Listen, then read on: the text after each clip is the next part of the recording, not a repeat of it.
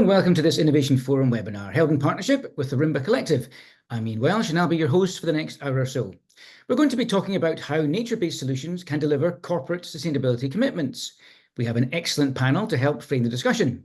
I'm joined by Michal Zrust, founder and CEO of Lestari Capital, Andika Putraditama, director of the Rimba Collective, Martin Huxtable, global sustainability sourcing director at Unilever, and Emily Kunen, Senior Director, Positive Agriculture Capabilities and Forest Risk at PepsiCo. Michal, let me turn first to you. Please introduce the Rimba Collective and what you hope we can achieve over the next hour or so. Hi, Ian. Thank you very much. So on this webinar, we basically aim to introduce the Rimba Collective for those of our audience that might not know it yet. Where we worked with our founding partners, or with its founding partners, to basically create one of the largest conservation financing mechanisms in the world. And the purpose of the Rimba Collective is to finance conservation and restoration areas at scale and over a long term in supply-based areas to achieve numerous sustainability targets revolving around supply chain resilience, around climate, around biodiversity, and around livelihoods. The Rimba Collective finances an ever-expanding portfolios of projects. Andika will talk about where we are right now and where we hope to head. It is operational already. And in many cases where we work is with local communities, forest-dependent communities, local NGOs, to finance these portfolios of projects, which then go on to demonstrate impact, which in turn goes to support corporate sustainability targets.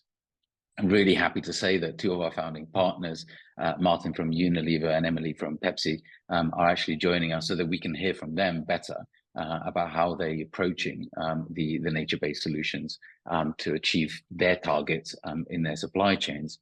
So, as I already mentioned, today's discussion will also coincide with the release of the progress report of the Rimba Collective. It's a 2-year report. We are fully operational. We have been for 2 years and already financing projects on the ground. Really, something like the Rimba Collective has never really been more pertinent. There's a lot of talk about how the company should be financing nature-based solutions and nature-based solutions and the pivotal role that they play in transformation. But there's actually very few, actually almost zero, real-world examples of this working in action, and about how companies can do this collectively and how they can do it at scale. And really how actually that link between the nature-based solutions and the achievement of corporate sustainability targets works. And so really that is the key focus, I think, of today's call in. Great. Michal, what makes the Rimba Collective different in your view? I mean, there's a couple of things. I mean, first of all, we're as in many cases happens, we're not announcing an aspiration here. We're not, introducing a concept or an idea. What we're actually talking about here is something that is already operational. It's already financing projects. It's already delivering impact, and is doing so actually at significant scale. And again, Andika will talk about that a little bit later on. So I think that's the first thing. Really, it is ready to be scaled and is ready to welcome new joiners coming in. I also think that it is unique because of the fact that it is a collective. Again, the word collective, we must have collective action. We must work together. It's sort of lauded around a lot, but actually, again, very few examples. And I think actually, I would dare to say that I think the Rimba Collective is really quite unique in how this can actually be done on the ground at scale, and what can actually be achieved to do it on the ground when sometimes competing companies are actually working together to help transform their supply bases. And the third thing I think, and this is something that is really kind of important to me, is that we have more credibility and more robustness in implementation on the ground. And that is really kind of the key focus of the Rimba Collective, to demonstrate that each hectare of conservation, restoration, each of the impacts measured, whether it's on biodiversity or livelihoods, can be directly attributed to the financing from the Rimba Collective. And companies actually utilizing nature-based solutions to respond, to demands of their stakeholders, whether they be clients, whether they be boards, whether they be shareholders, they can demonstrate that actually they are making real progress, real transformation on the ground, and that their claims are actually underpinned, by real impact. And so the Rimba Collective is exactly that. It is underpinned by, for example, this is just a couple of things out of many, independent field verification, MRV, legal agreements, governance and operational frameworks, all in place to actually ensure that the projects are progressing forward and achieving that impact on the ground.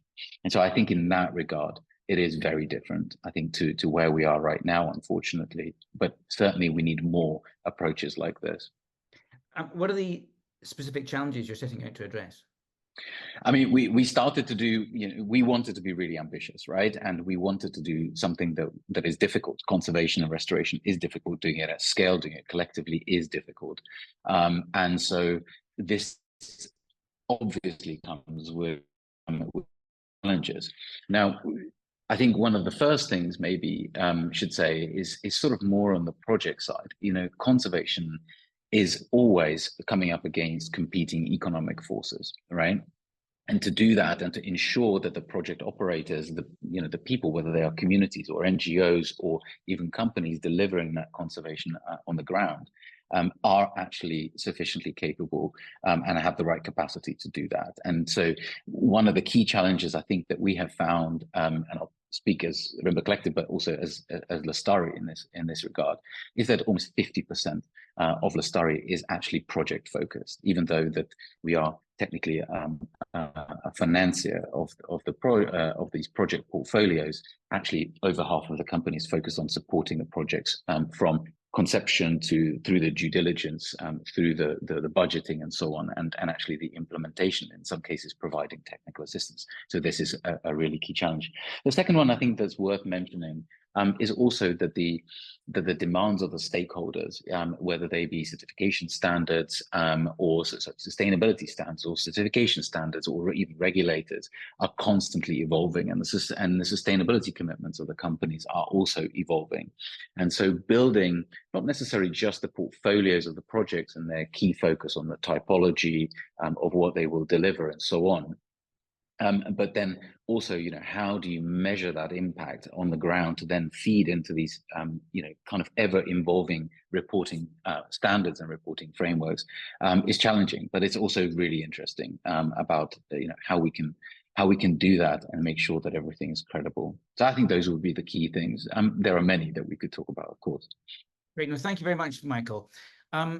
Lots we can go back to there. Andika, I'm turning to you. As Michael mentioned, you've just released your most recent progress report. So perhaps you can tell us a little bit about what the Rimba Collective has achieved.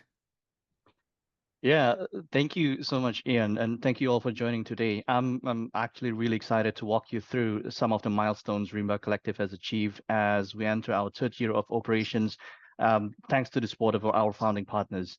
So over the past 3 years, we've built a one-of-a-kind mechanism, really, to implement nature-based solutions at scale, with a commitment to sustaining these efforts over the next 25 years. And so far, we've made significant strides, and I'm proud to share that Rimba Collective portfolio to date have reached 224,000 hectares of forest conservation and restoration. That consists of 16 active projects. One thing is that 4 of our projects are currently under project design validation process under the CCB framework. And to date, we have delivered around $14 million in funding to our project operators. And of course, at the core of this financing, we aim to deliver the protections of the forest and restorations of the degraded forest within the project area. But Rimba Collective financing is enabling these projects to also deliver community benefit outcomes as well as biodiversity outcomes that are vary from projects to projects. These additional outcomes are set to ramp up starting in the third year of the project implementation. So we're currently gearing up for some exciting developments around these additional outcomes. Just to give you a little bit of a sneak peek into the reports that I believe the team will send on the chat box, is that, as part of our broader potential impact, we're aiming to benefit 89 endangered and vulnerable species habitats and improve the livelihoods of around 12,000 forest-dependent households in the span of the mechanism for the next 25 years.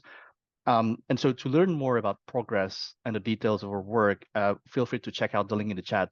I can spend the rest of the 1 hour to talk to you more about the metrics, but hopefully we can save some time for Q&A as well. But if you'd like to know more details about the achievements and the metrics, you're free to read the reports as well. Oh, thank you. Perhaps you can give us some insight as to how you facilitate collective action amongst the different stakeholders involved. Yeah, I think what Mike mentioned earlier, right? Rimba Collective brings together major consumer goods companies like Unilever and PepsiCo here that join us today, Nestle and Procter & Gamble, in a way that is really unique, right? For the first time, these industry leaders are sharing responsibility by directly linking their purchases of agricultural commodities to positive ecosystem outcomes for the nature and the local communities. We think that this collective approach helps each partner meet their individual sustainability goals, but at a scale that will be really hard to achieve alone. It also spreads and mitigates risk, so making it easier for these companies to also tackle big sustainability challenges together collectively. And I do hope that more companies from different tiers of the supply chain can join this groundbreaking mechanism and, being able to demonstrate shared actions and deliver positive nature outcomes collectively. Okay, what about credibility? Obviously really, really important that everyone involved can ensure credibility and integrity and also demonstrate that. How do you go about doing that? I mean, absolutely. I think ensuring credibility and integrity is really central to everything we do at Rimba Collective. We've built several safeguards into our approach to make sure that our outcomes are both credible, but also transparent. First and foremost, all Rimba Collective projects, they must have an explicit project boundary. And the operators of the projects, they must demonstrate that they have the legal rights to manage the area long-term for the next 25 years. And this is really to ensure that all interventions in the project area can be effectively implemented and any outcomes can be guaranteed to have long-term impacts. So that provides permanence of the outcomes, right? Second is that all RC Rimba Collective project designed and outcomes, they are all subject to third-party validation and verifications. So this means external experts assess and verify the results based on internationally recognized conservation standards, such as the Climate Community and Biodiversity Standards by Verra.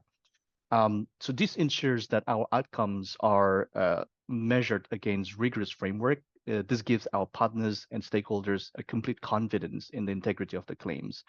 Another thing that I like to mention is that all Rimba Collective projects, they must also demonstrate strong attributions to Rimba Collective funding.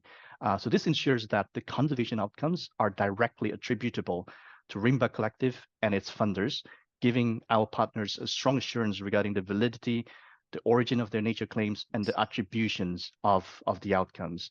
And I think one thing that is quite unique to Rimba is that to prevent any risk of overclaiming, we've developed and implemented a grading system of the ecosystem services outcomes that essentially distinguishes between planned actions and verified outcomes. So this system serves as a safeguard against overclaiming by ensuring that planned activities and verified results are communicated using distinct and different claim language. Apart from this, I would have to say that, as with any nature projects that involves the community, we of course requires all projects to follow the FPIC principle, the free prior informed consent. Last but not least, we put in place a robust monitoring, reporting and verification system where projects must undergo, quarterly monitoring. Each year, they're required to produce a detailed report to confirm that they are on track to deliver the ecosystem outcomes that they've committed to as well. Thank you. We already have some questions about the way that people use claims in the program, so we can perhaps come back to that a little bit later on. But I'd like to move on now and bring in Martin and Emily. But thank you very much, Andika. So Martin and Emily, ask each of you in turn, how is your company using nature-based solutions to enhance your supply chain's resilience? Emily. Sure, and thank you for having me here. Really happy to be part of this. I think most of the people on this call are likely familiar with PepsiCo as a company, and probably think about us in terms of food or beverage products that you would recognize, like Pepsi or Gatorade, Frito-Lay's or Quaker Oats. I think for understanding the answer to the question you're asking, Ian, it's important to think about PepsiCo also as a business that really starts with the earth. Like a food and beverage company, we depend on a secure supply chain of different agricultural ingredients. And so we use, for example, more than 35 different crops sourced from more than 60 different countries around the world to make those products. And so when we talk about sustainability, security of supply, we recognize that having thriving agricultural landscapes, thriving communities, thriving natural ecosystems is really an important part of that, having that resilient supply chain, resilient business.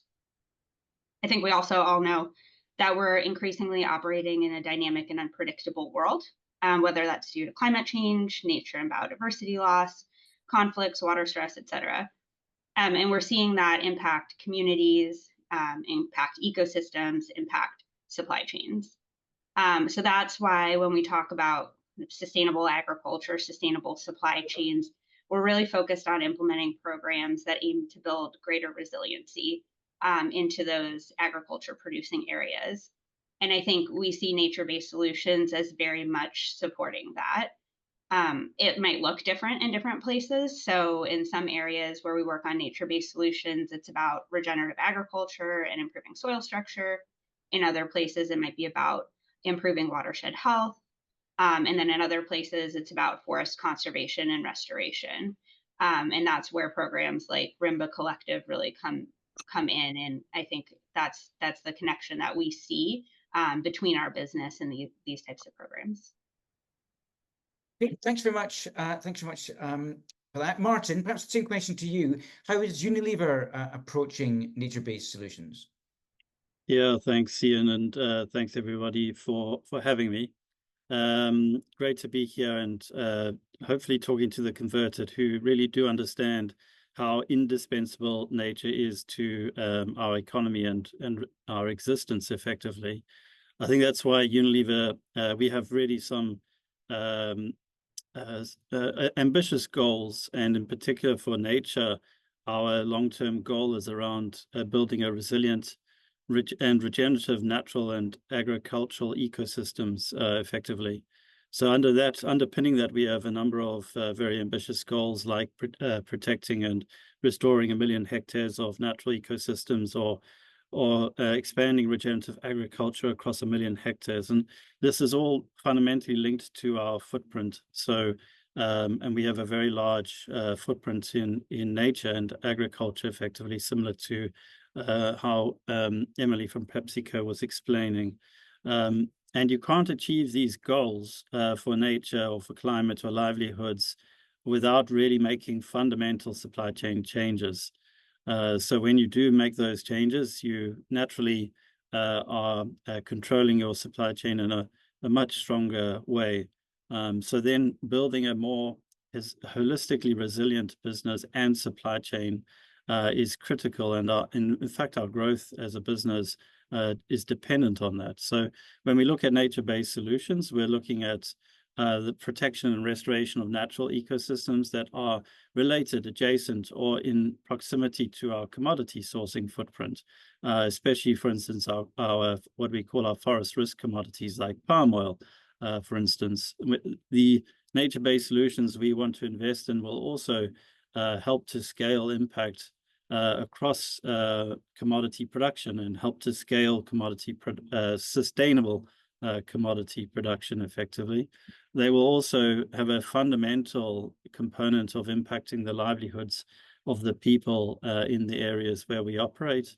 and where we're driving nature-based solutions, including indigenous people and local communities. And critically, they will also involve local or national government in partnerships, basically.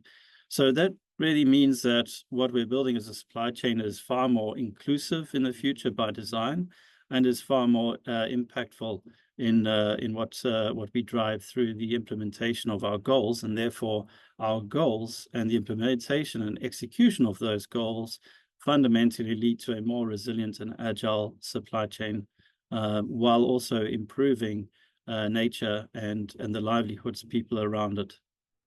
Thank you. Thanks, Martin. Emily, I wonder for PepsiCo, resilience, Martin's just mentioned. Is resilience the principal business benefit of participating in initiatives such as Rimba Collective, or are there other business benefits as well? Yeah, I do think it is about supply chain resiliency and resilience more broadly. As we've both been touching on, I think the long-term supply of ingredients, of sustainable supply chains, you have to have thriving ecosystems and communities. You can't just look at what's happening on individual farms or rely on kind of bouncing between supply chains. We need to invest in seeing these landscapes be very resilient. I think that the advantage of this type of program and of Rimba specifically for us is in contributing to that through the scale, the quality, and the transformative nature of these projects. And this is a collective program. On the scale front, by being able to have a platform where we collaborate with other companies, we're of course having an impact far greater than we would have just working alone. From a quality perspective, right, you've heard Michael and Andika talk about all of the technical due diligence and technical support and monitoring that comes from this. That's beyond what typically an individual company would be able to do. And so I think having kind of a trusted partner and a pre-agreed framework for how to do that is a huge benefit. And then you've also heard them talk about how this is really driving transformation. And I think there's multiple aspects of that, but in particular to me, I see the long-term financing that it provides to initiatives as being really, really important for that transformation, because it provides more stability to projects to plan and deliver sustained conservation outcomes over the long run, versus I think more typically you see opportunities for companies that do 1 year, 2 year, 5 year investments. And that creates a lot of uncertainty for projects that really need to have that long-term vision. And so I think it does all come back to resiliency, but those are kind of some of the key dimensions of it for us. Thanks, Emily. Martin, back to you. What beyond resiliency are the business benefits for Unilever?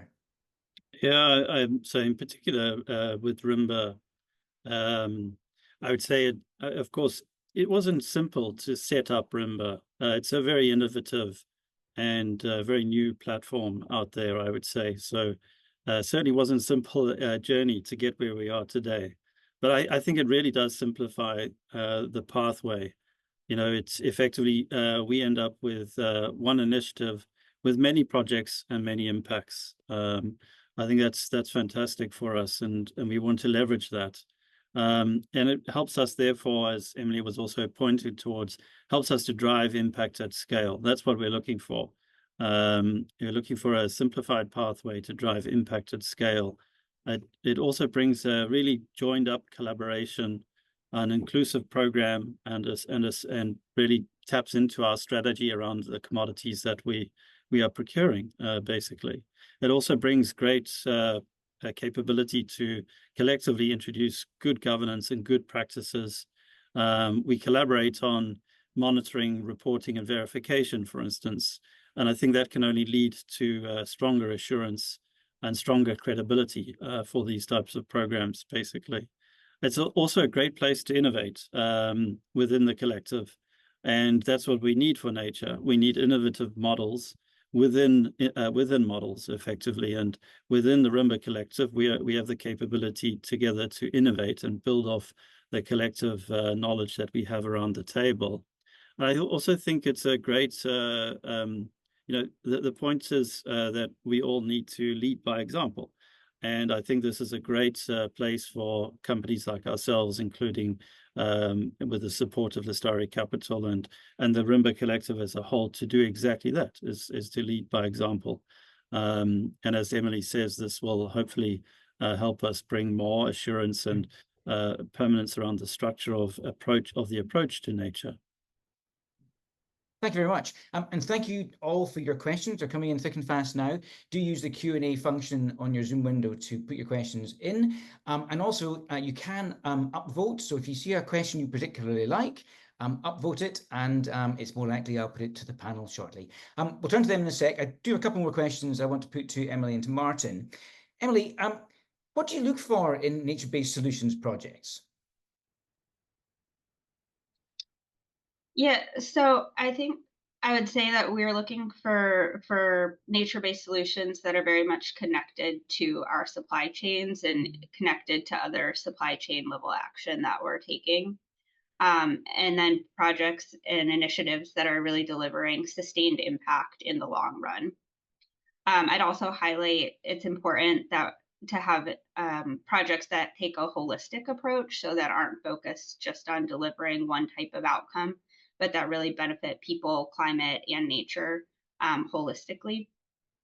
In particular, we're focused on opportunities that build on farm resilience, opportunities that protect and restore nature on and around farms. And then I think really importantly, opportunities that make nature-based solutions the norm for company action. This could be through activating broader partnerships for greater impact, as well as by showing how companies, when they take action on nature-based solutions, it's not something that needs to be seen as like a beyond value chain measure or a nice to have, but it should really be an essential part of a sustainable and resilient agriculture strategy. And I think that's another aspect that's unique about Rimba Collective, of how it's connected to our own footprints.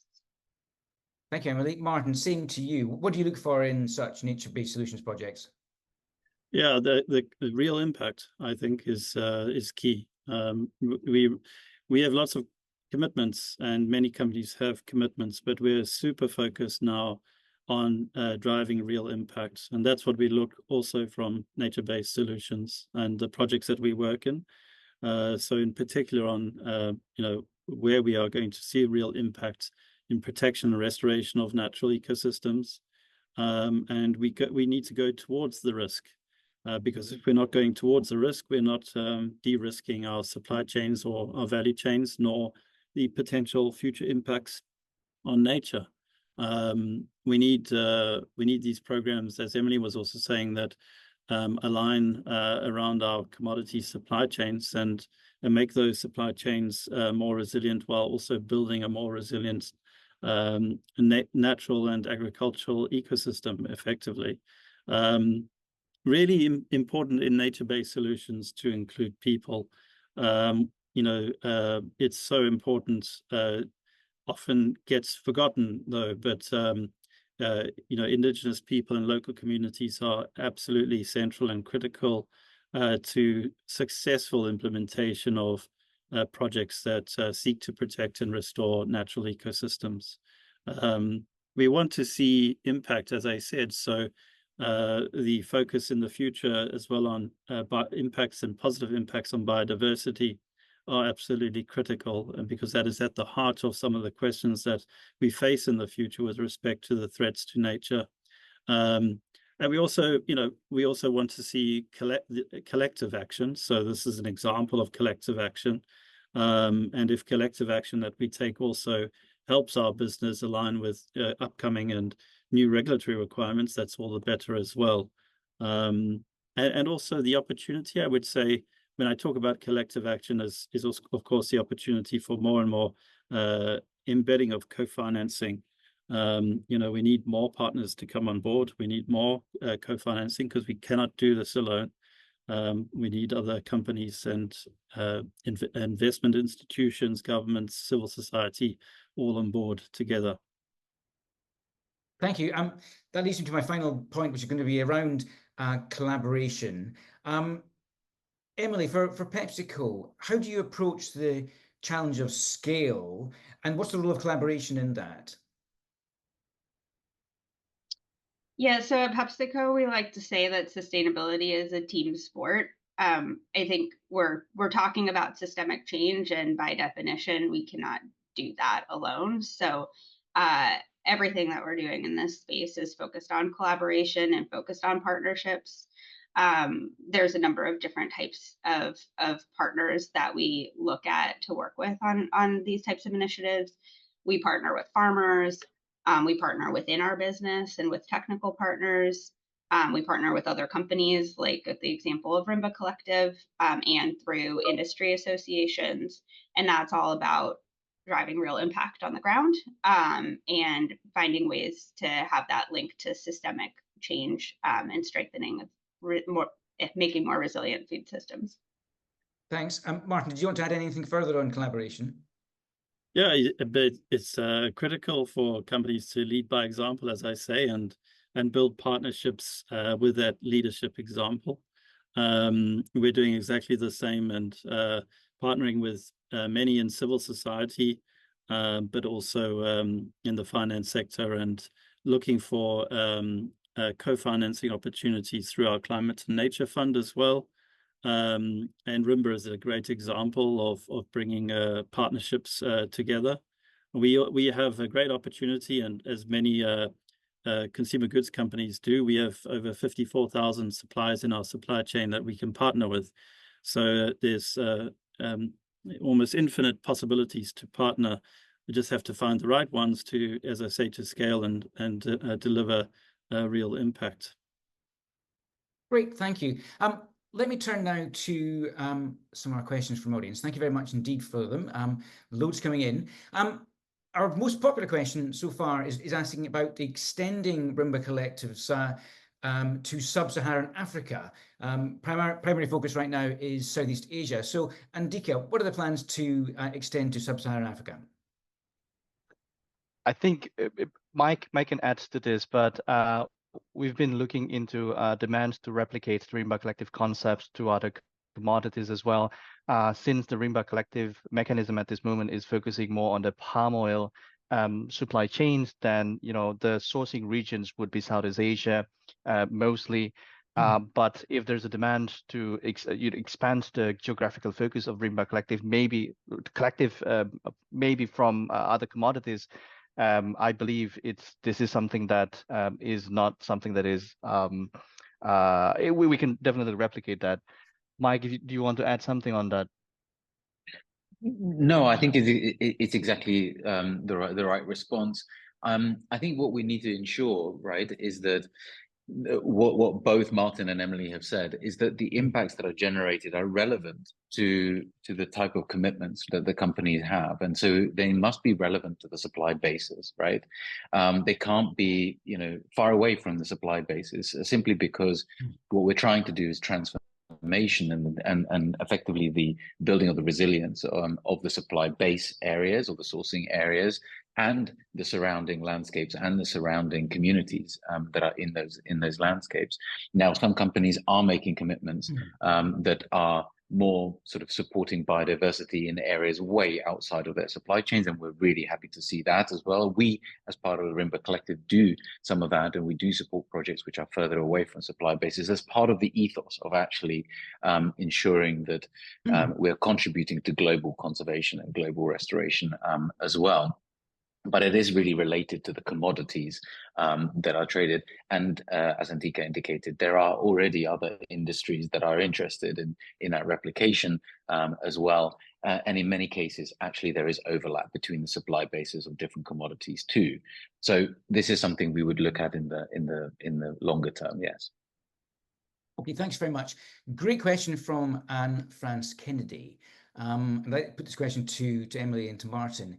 Do you think that processes of monitoring, reporting, and verification are enough to actually secure impacts? Do they provide enough information to know what's happening on the ground?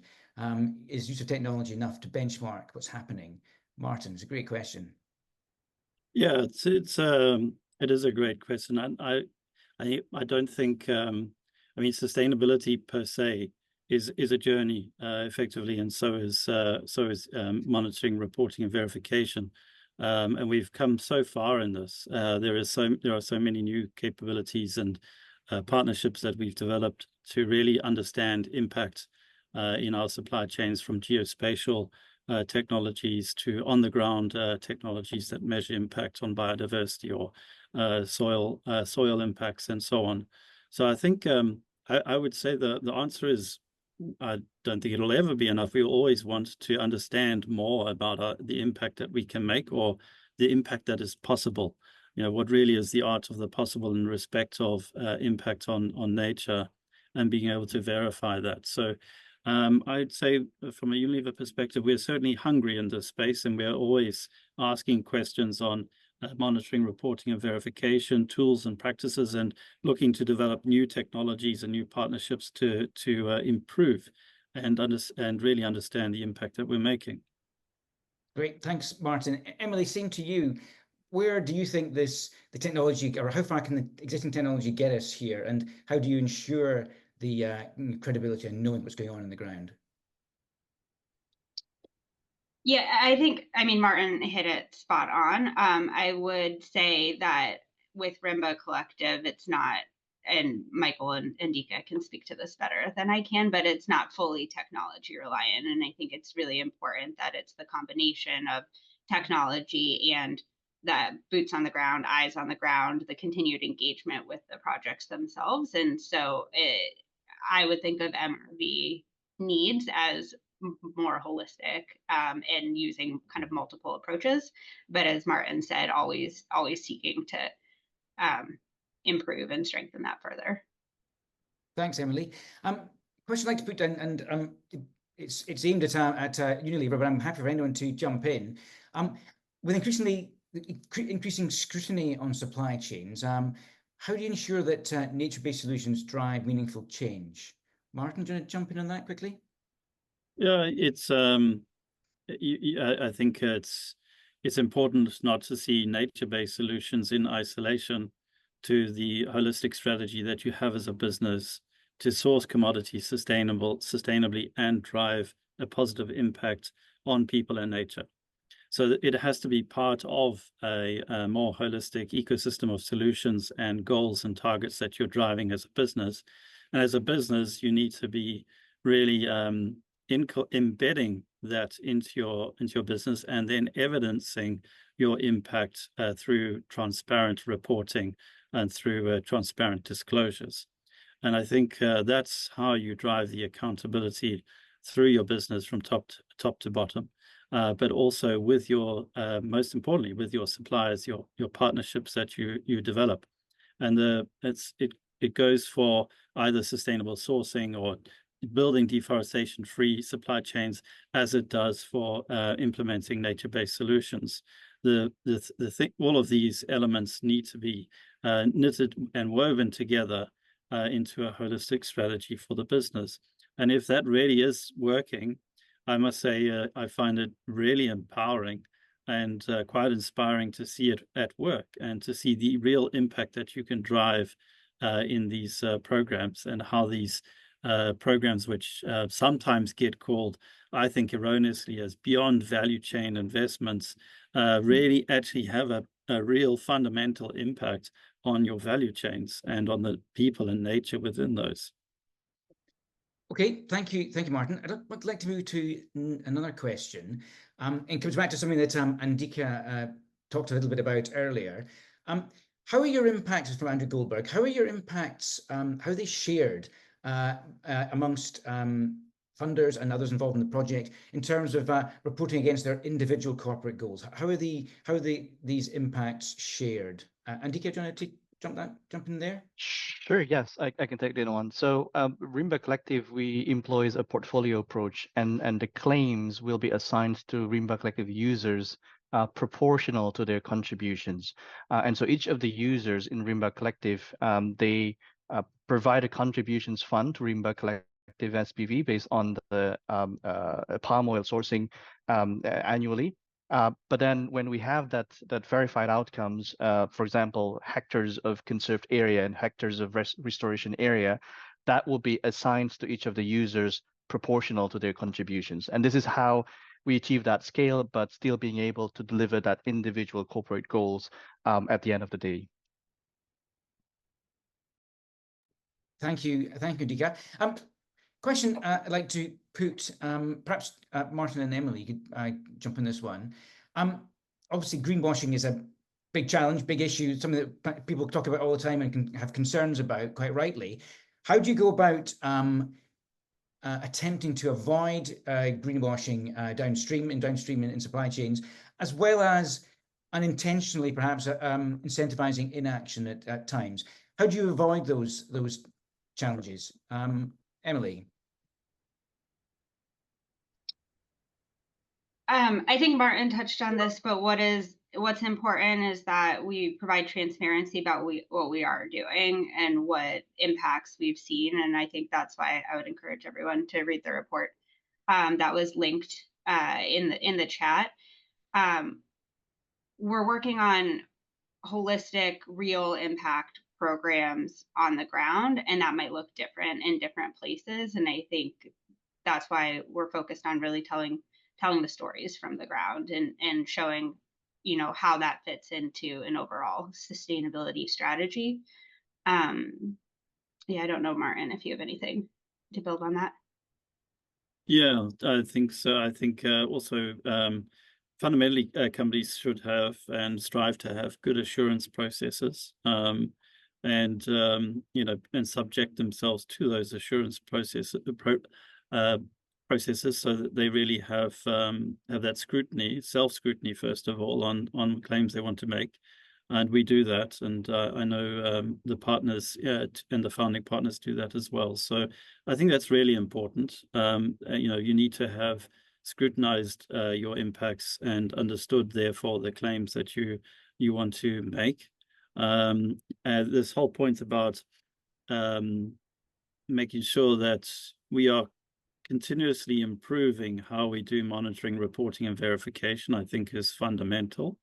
And again, just to reiterate, being transparent on methodology, being transparent on the how, and how we are driving impact, I think it's important. But I also think it's important now for people to get on board. I know, immediately people talk about this subject, and it is a difficult one, but ultimately we're all together need to be trying to drive a positive impact and verify that impact as best we possibly can. And I think it's really time now that everybody needs to shift the narrative to how we can do that together, how we can collaborate together and drive the impact that we know we want to see. At the moment, I don't think we have enough companies and governments on board. The global biodiversity framework has been announced, but yet there are still few governments that really have biodiversity action plans in place. So I think it's really time now to shift the narrative to really taking action. Thank you. Question about carbon credits. Our questioner Adam asks, or is interested to hear about the incentives there are for investment from corporates in nature-based solutions if carbon credits come with a clause that they must not be used as a net zero claim, but only as a climate mitigation claim. So how then do we incentivize market for nature-based solutions and these resulting credits? Michael, I wondered if you wanted to have a go at that one. I can. I would let Andika actually respond maybe more on the technicalities of exactly what the claims would be against the individual frameworks.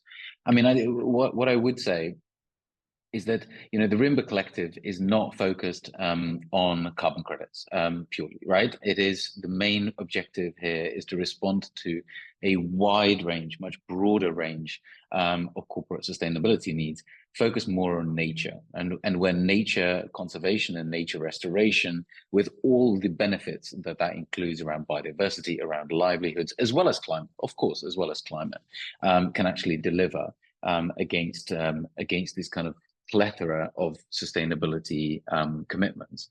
So that's the first thing I would say.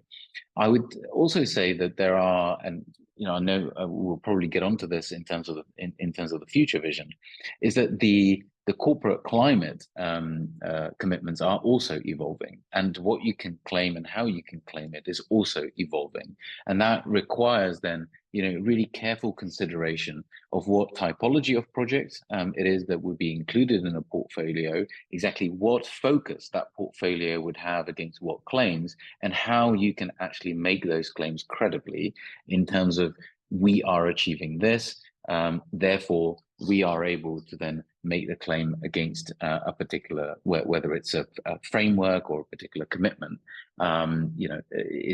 It really sort of depends on the project typology, as I said, on the project geography and the location, and then on the standards, and the standards are still evolving. This is something that we're very carefully looking at, and we also want to feed back actually to those standards, as we are the practitioners here on the ground and actually trying to achieve these impacts on the ground. So how do we actually do that credibly? And I think there's a kind of a feedback loop that you can provide there. So to me, it's about the impacts on the ground, right? And whether those are formed as a credit, then that potentially goes down one avenue. Whether they are not taken as a credit, they can go down another avenue. But the Rimba Collective is much more holistic in its focus than just carbon and then just climate. Okay, thank you very much indeed. Question for Emily and for Martin. How do you balance in this collective approach, attribution and collective action, the sort of, as our question describes it, the me versus we? How do you work alongside your own individual corporate targets versus the collective achievement? And how do you kind of marry up different targets within the collective? Martin? Yeah, I'm not sure I get the question, but I think what I would say is the collective, the me and the we are inextricably linked, and therefore we, as in me, Unilever, depends on the we. Basically, we depend on the collective action. We already understand that it's not going to happen if we just plow our own funnel. So we really do need the collective in order to deliver what we would like to achieve. And I think in the design of also our sustainability goals, we've never designed our goals thinking only about the me. It's always been with the purpose of making sustainable living commonplace. That's Unilever's purpose, still is today. And therefore it is about the we as much as it is about the me. I hope that deals with it. I'm not too sure if I understood the question perfectly, though. I think you answered it, even if you weren't quite sure. I think you answered it very well. Thanks very much, Martin. Emily, same to you. Yeah, I mean, exactly as Martin says, what does the future of any of our businesses look like? What does the future of the world look like if we don't have forests left? So we know that we all need to be invested in protecting and restoring forests. And I think we know that none of us can achieve that alone. And so we're very much looking at that collective. What are we triggering together? I hope that with the folks listening, we get even more companies, more organizations to sign up, and we can grow this even further. And I think that's where our focus is. Thanks, Emily. Andika, we're getting lots of questions about integrity and maintaining a line of sight of things going on the ground. I wondered if you wanted to comment any further about how you ensure and manage that line of sight on the ground, as our questioner puts it.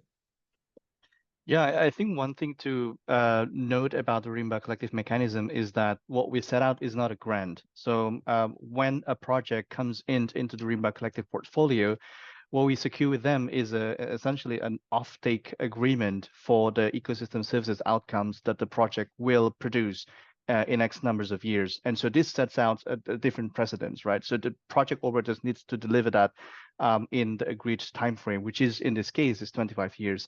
And I believe the questions is also asking about how do you ensure long-term sustainability of the projects and the commitment of the project operators.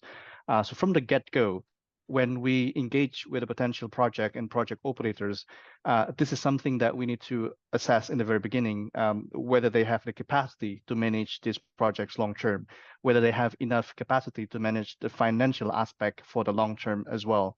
More importantly is the license of the land tenure itself needs to be secured for the durations of the projects. I think this also ensures that permanence of the outcomes is protected within Rimba collective mechanism, and some of the outcomes that we're looking at, if you read the report, we have the livelihood, we have the biodiversity.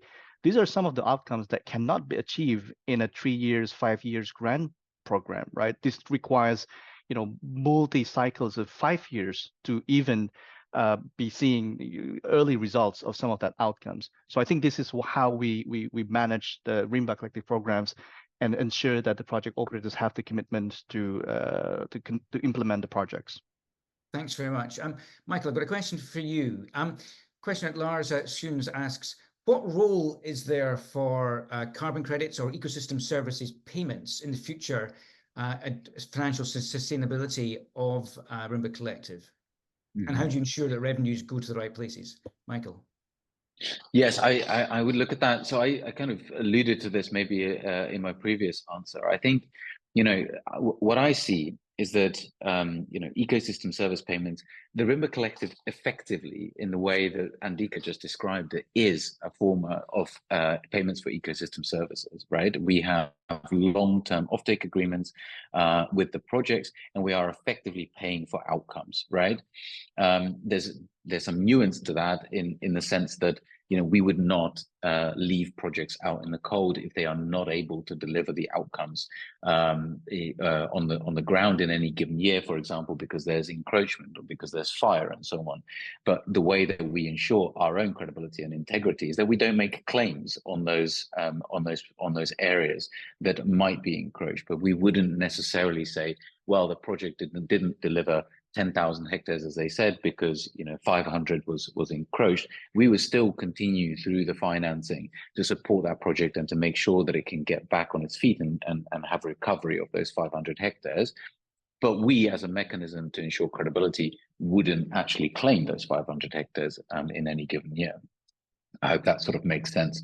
I think there is an important nuance in terms of how you finance these projects and do it to be a partner to the projects and to make sure that the project is able to deliver over the long term, because we are here for the long term.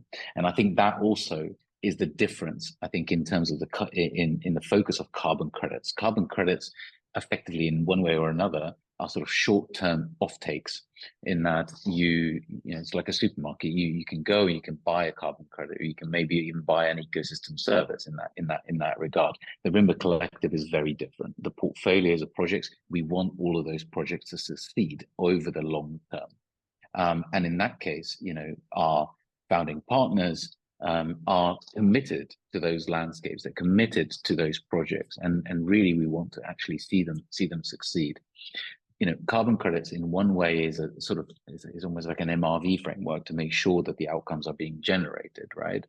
It's just a form of currency, but our approach, but it comes, I think, probably in the way that your question comes from. It comes with a very different approach to the approach that we're taking here, which is really about long-term delivery of outcomes in these areas, because as both Emily and Martin said, it is about resilience of your supply chains, and those supply chains, all the companies want to have those supply chains stable over the long term and successful.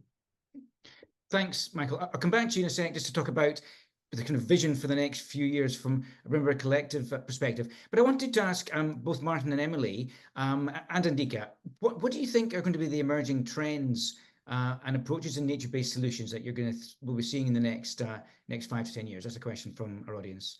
Martin, what are you looking for? What are the exciting trends that you're looking out for? Yeah, I think there's especially there was a lot of discussion in this call around MRV. So I think there's really a lot coming through on ways and means to do exactly that, to drive really strong monitoring, reporting, and verification frameworks.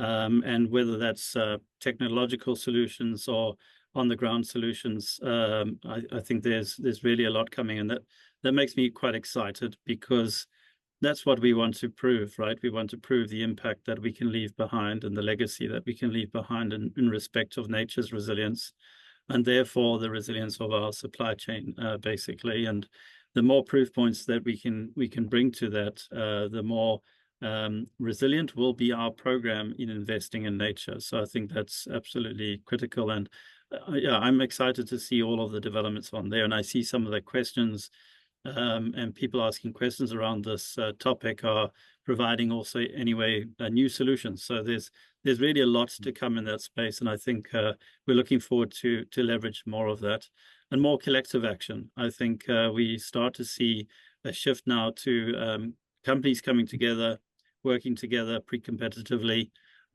working together with governments, with civil society, and working on solutions. Rimba is a classic example of this, and a real innovator, I would say, leading from the front in that respect. And I think we just need to see more of that. And I do see that starting to build in momentum. Thanks, Martin. Emily, what are your hopes going forward then? It feels like it's an exciting space to be in. It's definitely an exciting space. I think my hope for the trend is about scalability. I think there's a lot of proof of action that works, collaboration that works, and now we're starting to see mechanisms like Rimba, like others, where we can get to scale. And so I'm hopeful that with more companies coming into this work, with more governments coming into this work, that we're going to see this really grow exponentially. I think a lot of times we can, collectively get stuck with kind of analysis paralysis or seeking accounting perfection and think, okay, we'll take action, next year or in 2 years. And I think what I hope people can take away from this example, along with others, is that the time is now for action. And so, yeah, my hope for the trend is that we see that really take off. Thanks very much. And Andika, what are the trends that you're looking for? Yeah, I think if we're talking about NBS, nature-based solutions trends, it will be affected by two things, right? The first one is the international framework.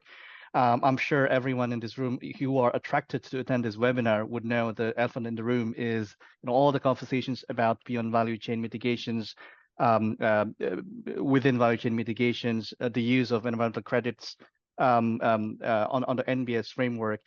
So that would definitely shape up what kind of demand, what kind of supply of projects that will be available in the next couple of years. But the other thing is also regulatory framework in each of the jurisdictions that we're working with, as well as the international regulations that influence that. In the coming months, we'll be heading into another COP, right? The discussions around Article 6, how the corresponding adjustment needs to be done in each jurisdictions, that would also affect the type of demand or also industry in this nature-based solutions market. I think the corporates world would also have to define and decide what kind of type of claims that they want to have in the next 3 to 5 years, responding to this ever-evolving regulatory framework, whether that's voluntary or mandatory.